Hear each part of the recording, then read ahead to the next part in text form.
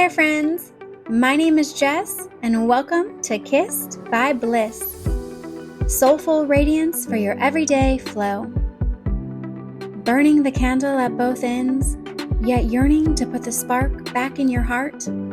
You've just found your match. Here on Kissed by Bliss, we're passionate about nurturing your entire being, cultivating true happiness, and having those raw, real conversations that resonate with real-life moments. In each episode, we'll journey through the mind, body, and soul to ignite your inner fire and reveal your most radiant self. Together, we'll unlock the secrets to living a life that's both prosperous and soul-satisfying. So, if you're buckled up and ready to go, Kissed by Bliss starts now.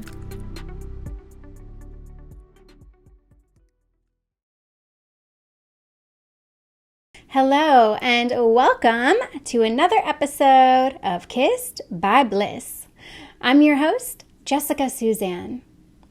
Before we dive in today, I want to acknowledge that this episode is 2 out of a 4-episode series where I'm sharing my liberation from the one thing that was holding my dream life hostage, and that is alcohol.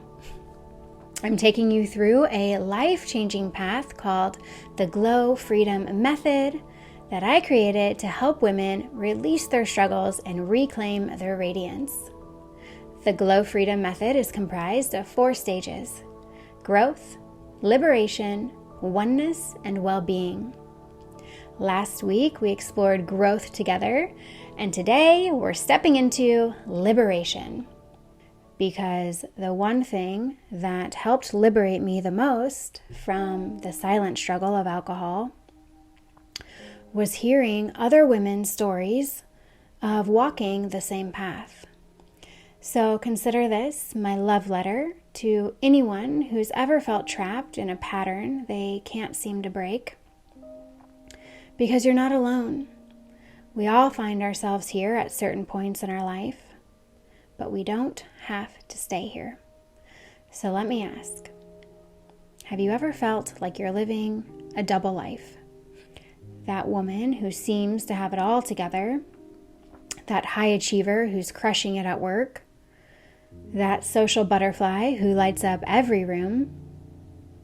But there's another side, a side that nobody sees, a side you've become an expert at hiding. I know this dance intimately because this was my story. On the surface, it looked like I had it all together.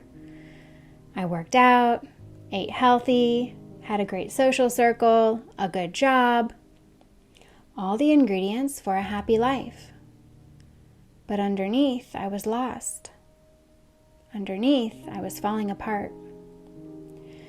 My weekends had become a blur of drinking to unwind, then drinking more to cure the hangover, living for moments I couldn't even remember, and showing up for work half alive just to do it all over again on Friday. This is the only lifestyle I knew, and to give it all up felt too scary. Who would I be without a drink in my hand? How would I connect? How would people see me? Would I still be fun? It wasn't just the alcohol I was giving up.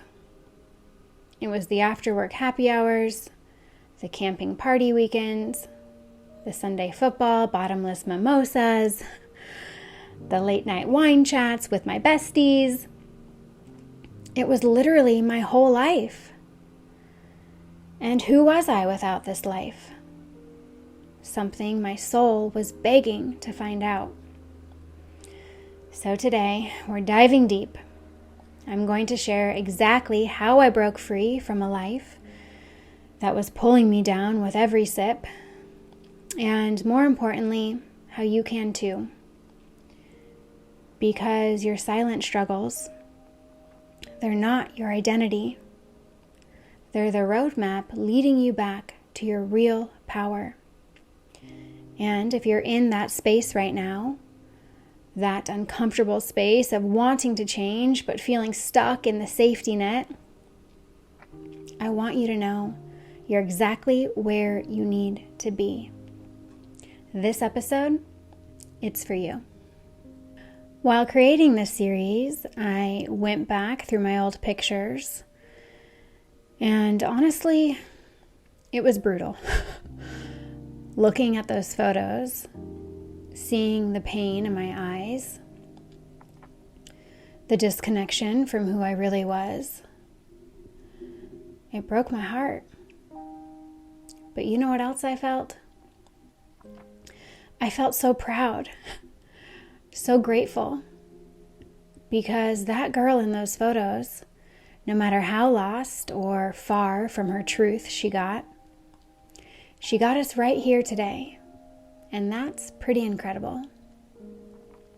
So let me take you back to a moment that I'm not particularly proud of, but that ultimately led me to the light. I was in Arizona for a girls' weekend. We were there to see Jillian Michaels and the Tone It Up girls for a big group workout and festivities, which sounds amazing, right? Like, what could possibly go wrong? Well, as soon as we got there, we went straight to the pool and started partying the day away. No nap, barely any food, then proceeded to go out into the evening. And, well, the rest is a blur. The exact thing that I told myself I wasn't going to do, wake up for this workout with a hangover, was now my guilt-ridden reality. And I felt so bad when I woke up that I started drinking right away,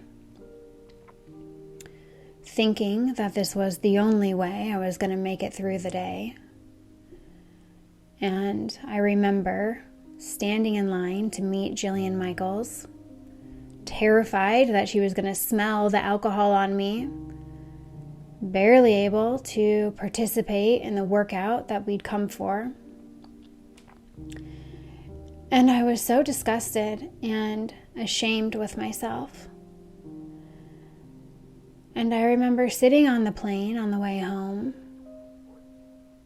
and I was just like, what are you doing with your life? Is this really who you want to be? Is this really how you want to show up in the world? Hungover and smelling like yesterday's bad choices? But sometimes our lowest moments become our greatest teachers. Because when I got home, something in me had shifted. I decided to join a 90-day alcohol-free program, and it became the first taste of another way of living. I devoured books by other women who walked this path, and their stories became my lifeline, my proof that something else was possible.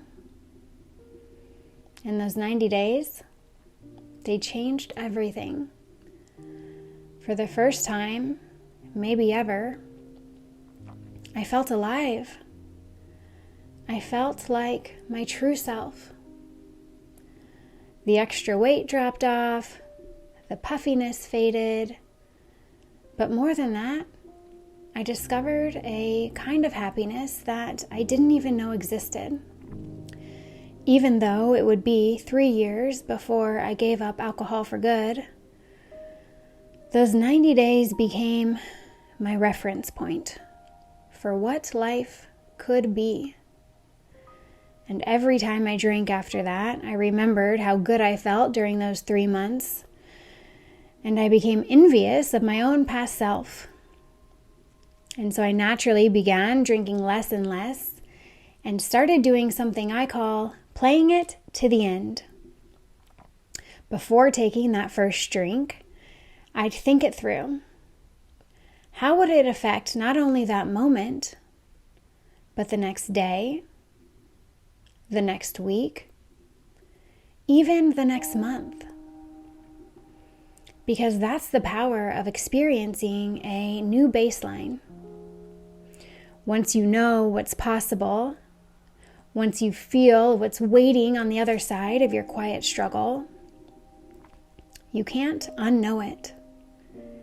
You can't unfeel it. And even if you're not ready to make the change permanent, that knowing stays with you.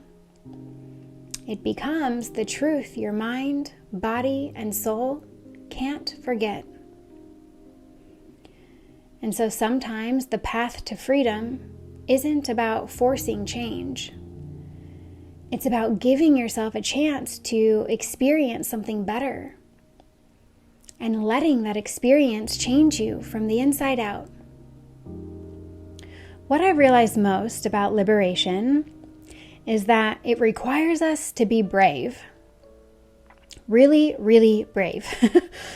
Because breaking free from that one thing holding us back, whether it's alcohol like it was for me, or anything else that's dimming your light, it's not just about stopping a behavior. It's about facing ourselves fully, maybe for the first time. When I was in my struggle with alcohol, I used to tell myself stories about why I couldn't stop. Stories about how hard my life had been, how much I'd been through, why I deserved this escape. A part of me was comfortable in that story because as long as I had my reason, my excuse, I didn't have to face what was really happening.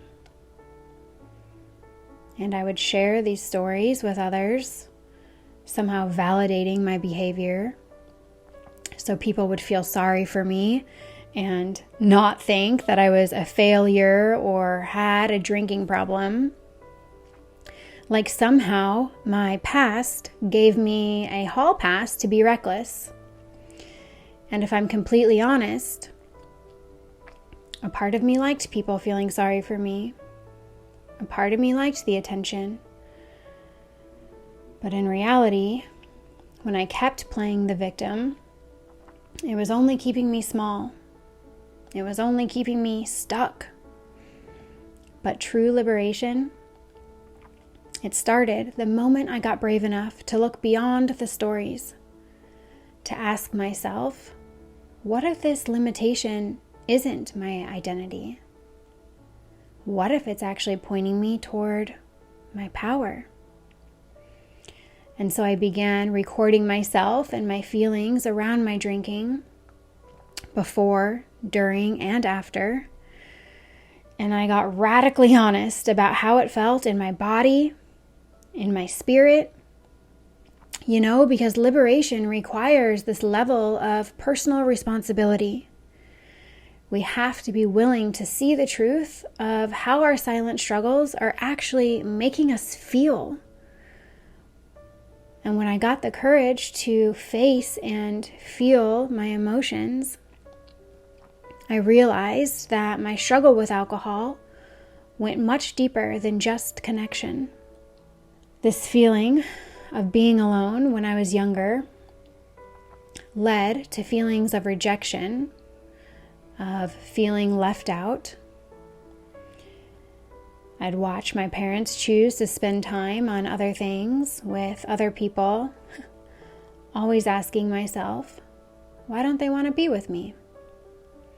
Even though I know my parents would never intentionally want me to feel this way, my little brain took it as something must be wrong with me. It must be my fault. I'm not enough.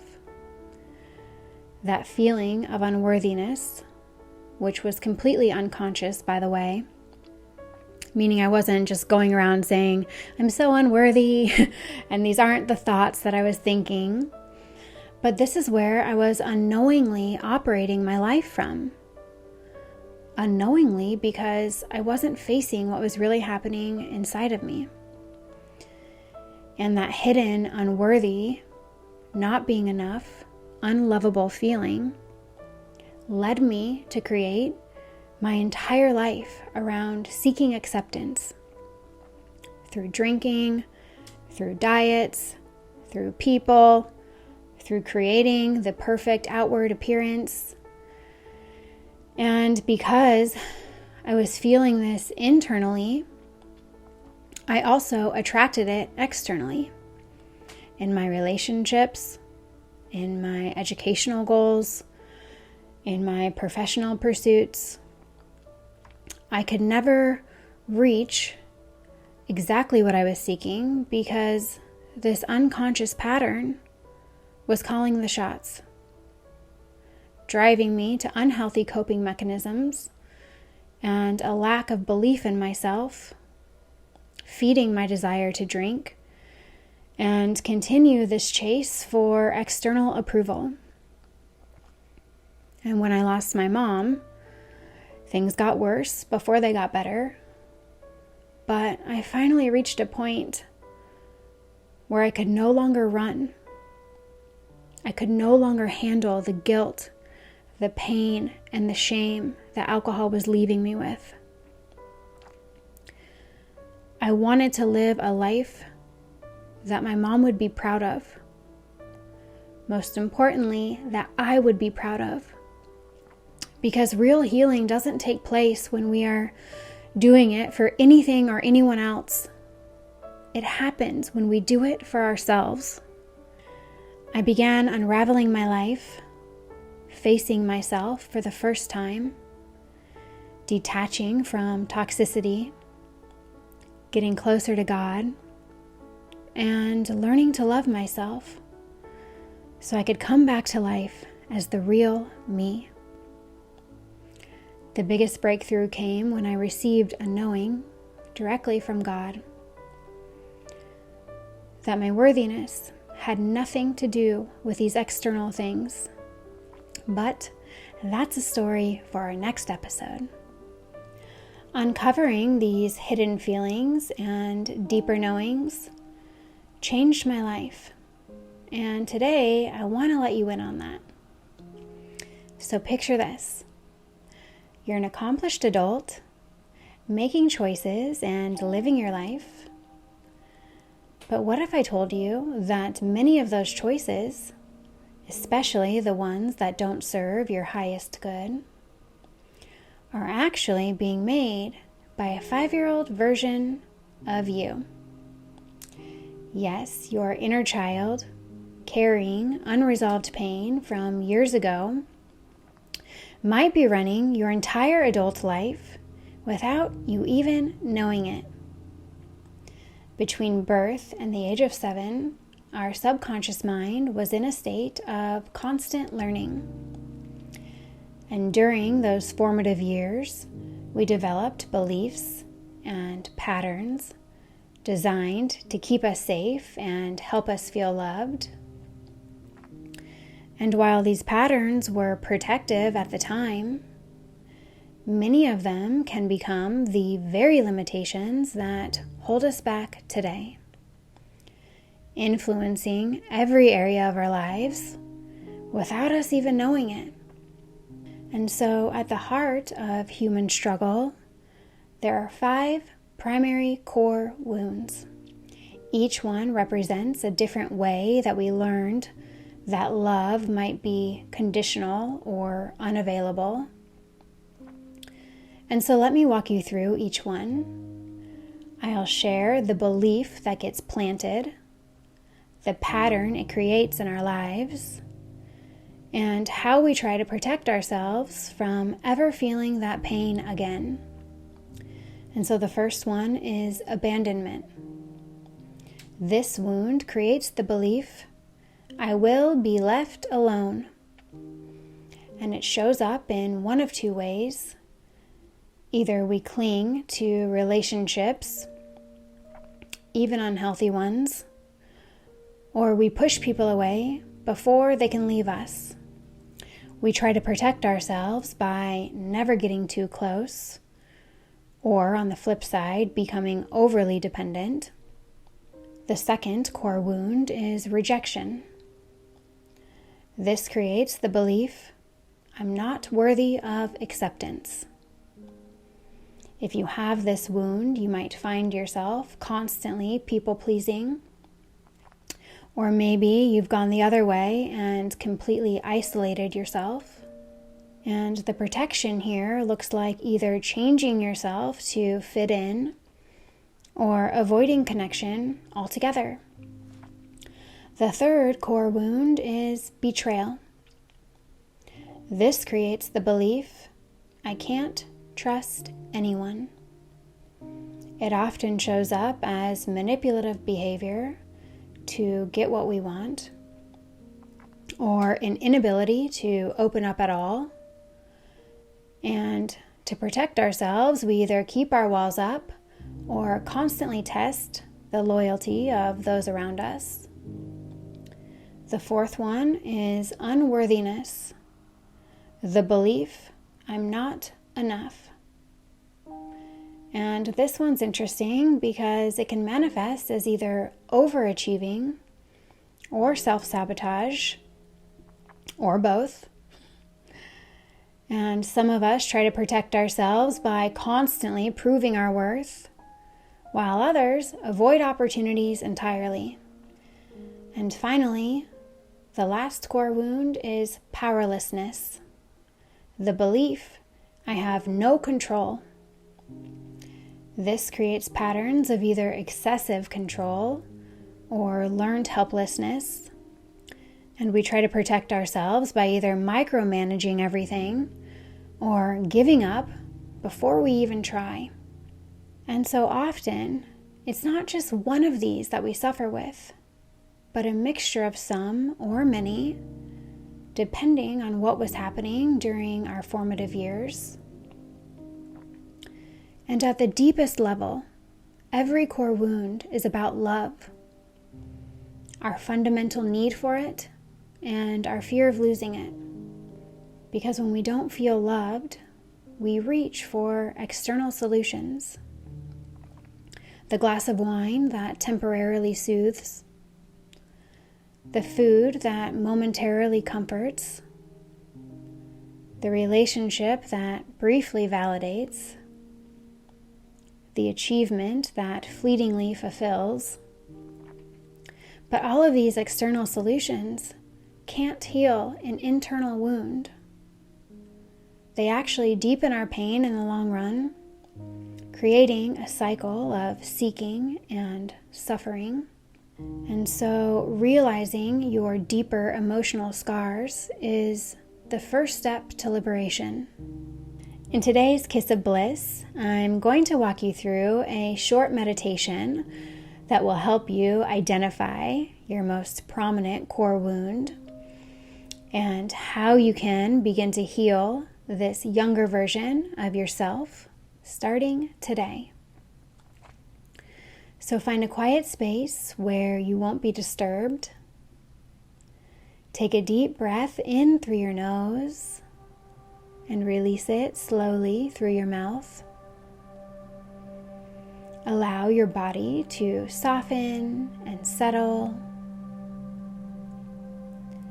Now bring to mind that limitation you're ready to break free from.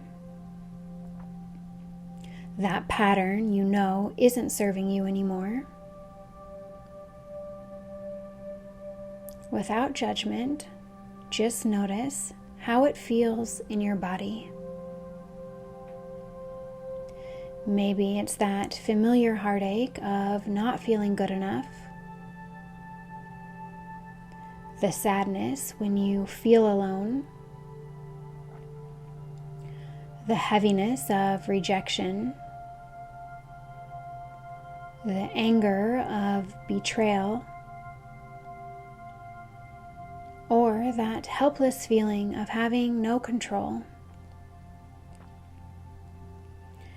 Imagine you can follow this feeling backward in time, like following a thread back to its source. And let yourself be drawn to a memory,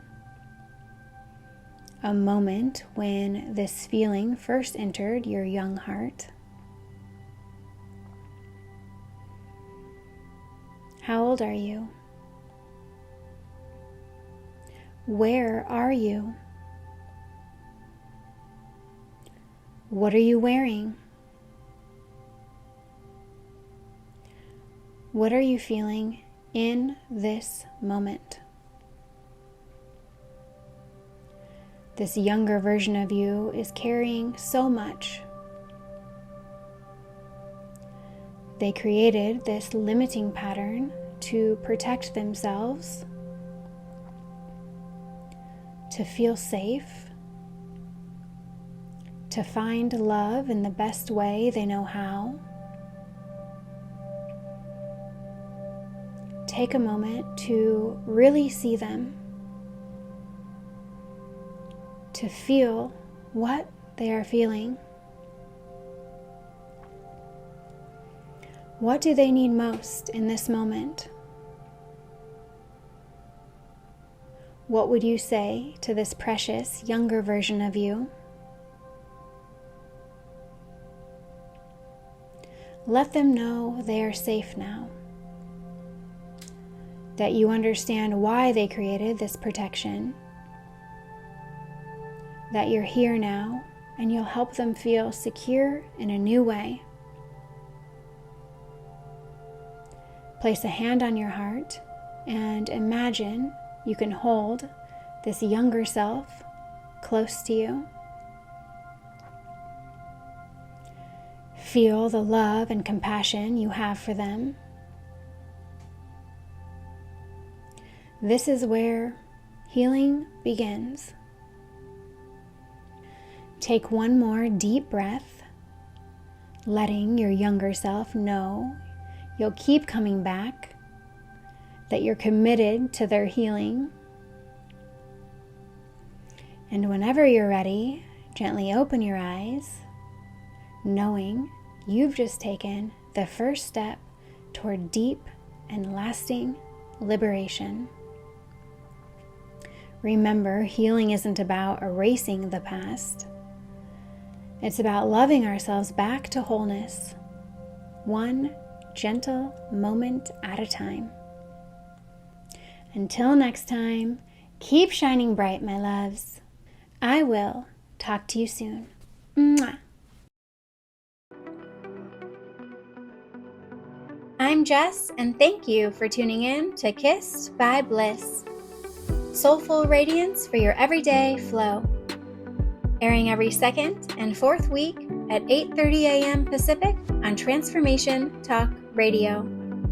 Until next time, keep shining bright. It's the tiny sparks of self-love today that reveal your most radiant self tomorrow. Ready to kickstart your Kissed by Bliss adventure? Hop on over to kissedbybliss.com. That's KISSD by Bliss.com for exclusive tools and resources to uplift your spirit and thrive in your everyday life. Sending love, hugs, and high vibes today and always.